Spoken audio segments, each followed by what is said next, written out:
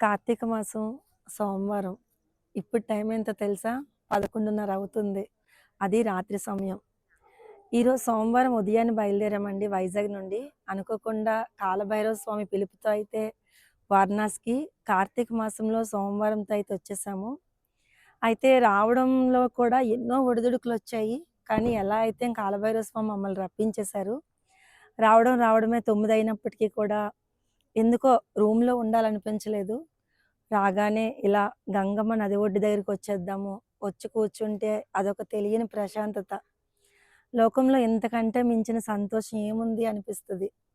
ఇంతకంటే మించిన పీస్ ఇంకెక్కడైనా దొరుకుతదా? నాకు తెలిసి వారణాసి అనేది ఒక ఎమోషన్ అండి ప్రతి ఒక్క హిందువుకి కూడా. ఇంతటి ప్రశాంతత ఎక్కడ దొరకదు.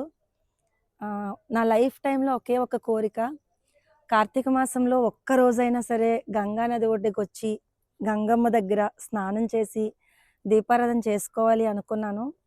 ఏ జన్మలో ఏ పుణ్యం చేశానో తెలీదు. ఈ జన్మలోనే శివయ్య నాకు ఈ కోరికనైతే తీర్చేశాడు.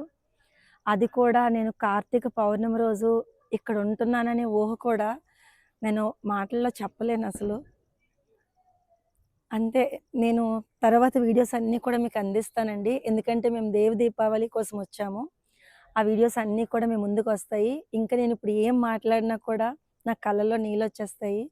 అందుకే ఏం మాట్లాడలేకపోతున్నాను. ఈ పీస్‌ని నేనెలా అనుభవిద్దామని చెప్పి ఇక్కడితో అయితే వీడియోని కట్ చేస్తున్నాను. ముందుగా